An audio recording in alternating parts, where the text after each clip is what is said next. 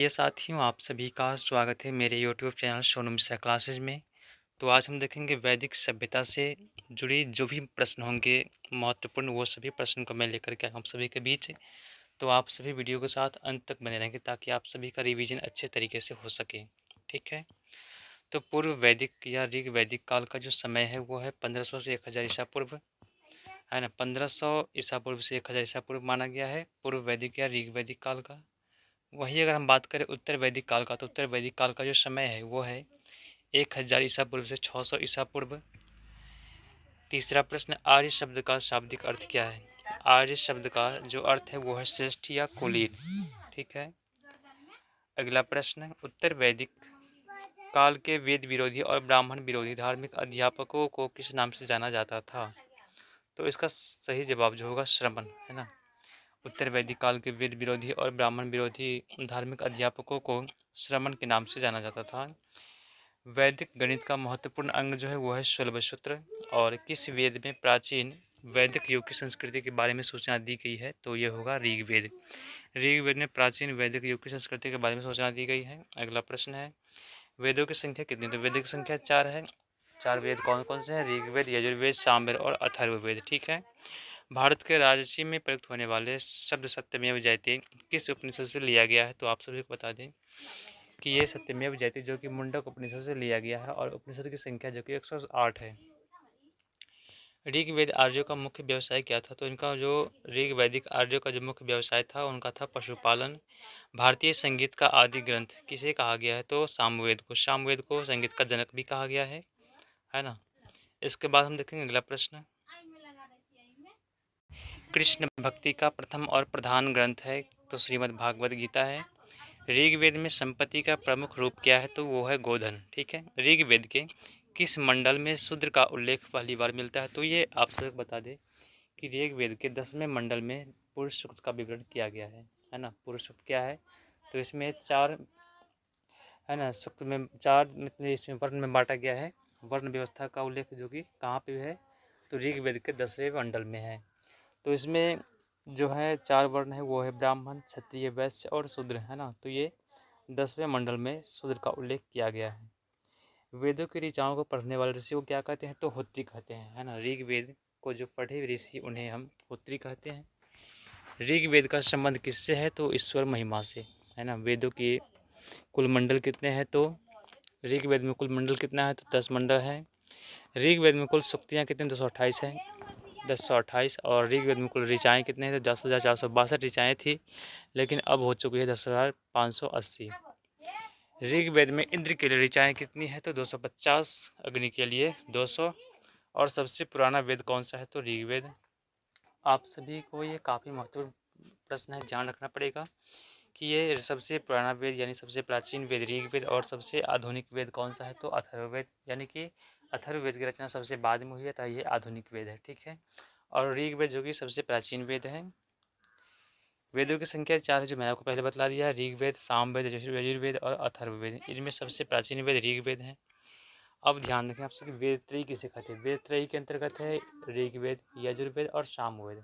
ये तीनों जो वेद हैं इन्हें वेद त्रयी कहा गया है। और संहिता किसे कहा गया है? तो संहिता कहा गया है 4 वेद को। कौन कौन? तो ऋग्वेद, यजुर्वेद, सामवेद और अथर्ववेद। तो इन 4 वेदों को संहिता कहा गया है, जबकि वेद त्रयी कहा गया है केवल ऋग्वेद, यजुर्वेद और सामवेद को, है ना। तो ये बात आप याद रखेंगे।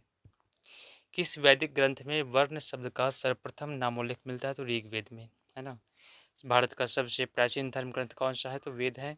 अथर्व का अर्थ क्या है? पवित्र और जादू, है ना। पूर्व मीमांसा दर्शन के प्रतिपादक कौन है? तो जैमिनी है। सबसे प्राचीन पुराण कौन सा है? तो पुराण है मत्स्य पुराण, है ना। मत्स्य पुराण। और पुराणों की संख्या कितनी है? तो 18 पुराण है। ठीक है। ब्राह्मण ग्रंथ में सबसे प्राचीन ग्रंथ कौन सा है? तो शतपथ ब्राह्मण। वर्ण व्यवस्था से संबंधित पुरुष सूक्त मूलतः पाया गया है कहाँ पे? तो ऋग्वेद के 10वें मंडल में, है ना। गोपथ ब्राह्मण से संबंधित है अथर्ववेद से, है ना। अथर्ववेद का ब्राह्मण ग्रंथ क्या है? तो गोपथ ब्राह्मण ग्रंथ है। ठीक है। उपनिषद का मुख्य विषय क्या है? तो उपनिषद का मुख्य विषय क्या है? दर्शन। उपनिषद का अर्थ क्या है? पास बैठना। ठीक है। ये बात ये याद रखेंगे। अगला प्रश्न है, नचिकेता आख्यान का उल्लेख मिलता है किसमें? तो कठोपनिषद में। उपनिषद की संख्या है कितनी? 108। पुराणों की संख्या मैंने आपको पहले बतला दिया और अभी प्रश्न आ गया, पुराणों की संख्या कितनी है? तो 18 पुराण है। वैदिक धर्म का मुख्य लक्षण किसकी उपासना से था? तो प्रकृति के। किस देवता के लिए ऋग्वेद में पुरंदर शब्द का प्रयोग हुआ है? तो वो इंद्र के लिए हुआ है। शूलसूत्र किस विषय से संबंधित पुस्तक है? तो ज्यामिति से। अशतो माँ शतगमय कहाँ से लिया गया? तो ऋग्वेद से लिया गया। काफ़ी महत्वपूर्ण है। अशतो माँ शतगमय कहाँ से लिया गया? तो ये ऋग्वेद से लिया गया है। आर्य भारत में बाहर से आए और सर्वप्रथम बसे थे कहाँ पे? तो पंजाब में, है ना। ऋग्वेद का कौन सा मंडल जो कि पूर्णतः सोम को समर्पित है? तो नौवां मंडल, है ना, जो कि नौवां मंडल ऋग्वेद के सोम को समर्पित है। प्रसिद्ध दस राजाओं का युद्ध, दसराज युद्ध किस नदी के तट पर लड़ा गया था? तो परुष्णी नदी के तट पर लड़ा गया था। धर्मशास्त्रों में भू राजस्व की दर क्या है? तो 1/6 है ना। 800 ईसा पूर्व से 600 ईसा पूर्व का काल किस युग से जुड़ा हुआ है? तो वो ब्राह्मण युग से है। आरंभिक वैदिक साहित्य में सर्वाधिक वर्णित नदी कौन सी है? वो है सिंधु नदी, है ना। यानी कि वैदिक साहित्य में सबसे बार उच्चारण किया गया है, सबसे बार चर्चा की गई है सिंधु नदी के बारे में। तो ये बात आप याद रखेंगे। उपनिषद काल के राजा अश्वपति कहाँ के शासक थे? तो वो कैकई के शासक थे, है ना। अध्यात्म ज्ञान के विषय में नचिकेता और यम का संवाद किस उपनिषद में प्राप्त होता है? तो वो कठोपनिषद में। वैदिक नदी कुभा काबुल का स्थान कहाँ निर्धारित होना चाहिए? तो वो अफगानिस्तान में है।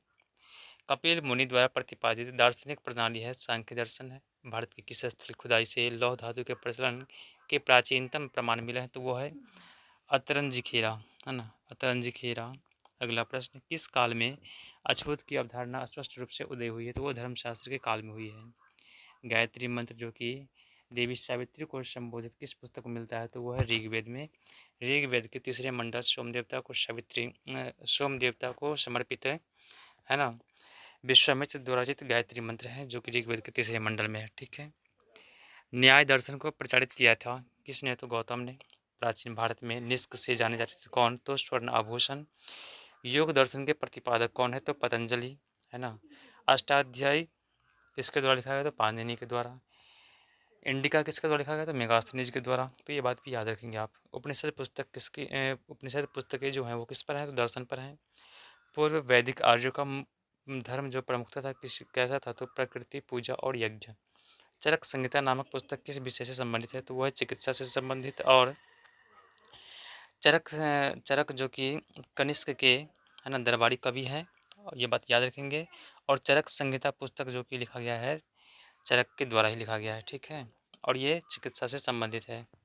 यज्ञ संबंधी विधि विधानों का पता चलता है किसमें? तो यजुर्वेद में। यजुर्वेद में यज्ञ अनुष्ठान, है ना, बलि प्रथा, ये सब दिया गया इसमें। वैदिक युगीन सभा क्या थी? तो मंत्री परिषद है। वैदिक युग में प्रचलित लोकप्रिय शासन प्रणाली थी गणतंत्र। भारत सबसे प्राचीन वेद कौन सा है? तो ऋग्वेद। कौन भारतीय दर्शन की आरंभिक विचारधारा? तो वो है सांख्य दर्शन। सांख्य, योग, न्याय, वैशेषिक, मीमांसा एवं वेदांत, इन छह भिन्न भारतीय दर्शनों का स्पष्ट रूप से व्यक्त हुई है किसमें? तो वैदिक युग में। वह दस्तकारी कौन सी है जो आर्यों द्वारा व्यवहार में नहीं लाई गई थी? तो वह है लुहारगिरी। प्राचीनतम व्याकरण अष्टाध्यायी का रचनाकार कौन है? तो पाणिनि। मैंने को पहले बतला दिया है। सबसे इस कौन सी स्मृति प्राचीनतम? तो वो मनुस्मृति है। मनुस्मृति सबसे प्राचीन स्मृति है। आदि काव्य की संज्ञा किसे दी जाती है? तो वो रामायण है ना। रामायण में कितने कांड है? तो वो 7 कांड है। कौन कौन से हैं? बालकांड, अरण्यकांड, अयोध्या कांड, है ना, सुंदर कांड, अयोध्या कांड, ये सभी कांड है, ठीक है। और रामायण की रचना किसने की है? तो महर्षि वाल्मीकि ने की है। अवधी भाषा में तुलसीदास जी ने की है, ठीक है। प्राचीनतम पुराण है कौन से? मत्स्य पुराण, जो मैंने पहले बतला दिया है। ऋग्वेद में सबसे पवित्र नदी किसे माना गया? तो सरस्वती नदी को माना गया है। वैदिक समाज की आधारभूत इकाई क्या थी? तो कालकुटुंब। ऋग वैदिक युग की प्राचीनतम संस्था कौन थी? तो विदत। ब्राह्मण ग्रंथ में सर्वाधिक प्राचीन कौन है? तो शतपथ ब्राह्मण।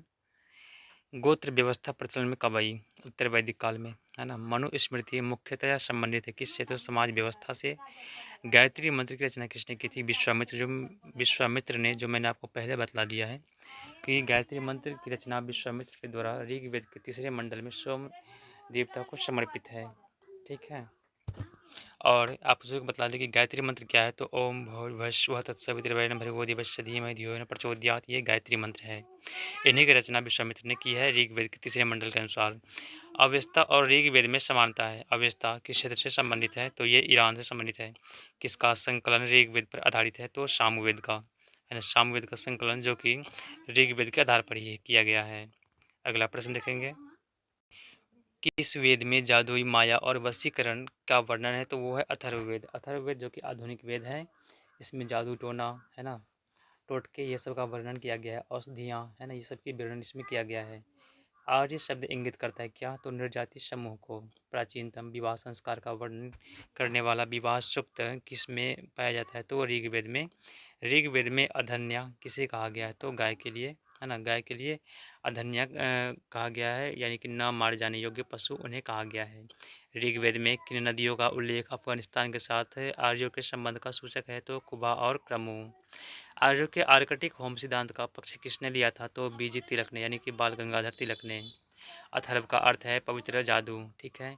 कौन सा वेद अंशतः गद्य रूप में भी रचित है? तो वो है यजुर्वेद। उत्तर वैदिक काल में किस देवता को सर्वोच्च स्थान प्राप्त था? तो वो प्रजापति को। संस्कार की कुल संख्या कितनी है? तो 16 संस्कार है। कौन कौन संस्कार है? गर्भाधान, पुंसवन है ना, अंत्येष्टि, ये सभी संस्कार है। तो 16 संस्कार मैं आपको अलग से वीडियो बना करके उसका डिटेल में बताऊंगा आप सभी को, ताकि अच्छे तरीके से समझ में आ सके। फिलहाल आप सभी जाने कि संस्कार की कुल संख्या कितनी है? तो 16 संस्कार है, जन्म से लेकर मृत्यु तक, है ना। इसके बाद कर्म का सिद्धांत संबंधित है, कौन सा है? तो मीमांसा से, ठीक है। तो इस प्रकार से हमने आज की इस वीडियो के माध्यम से वैदिक सभ्यता को भी संपूर्ण किया। आशा है कि आप सभी को वीडियो पसंद आई होगी। अगर मेरी मेहनत आप सभी को पसंद आई हो तो वीडियो को लाइक कर देंगे। चैनल पर पहली बार आए सब्सक्राइब कर लेंगे। मैं हर एक टॉपिक को मैं कवर करूँगा, और प्रत्येक वीडियो की मैं 1 लाइनर क्वेश्चन में आप सभी के बीच लाऊंगा, ताकि आप सभी का रिवीजन अच्छे तरीके से हो सके। तो धन्यवाद, मिलते हैं अगले वीडियो में। जय हिंद, जय भारत।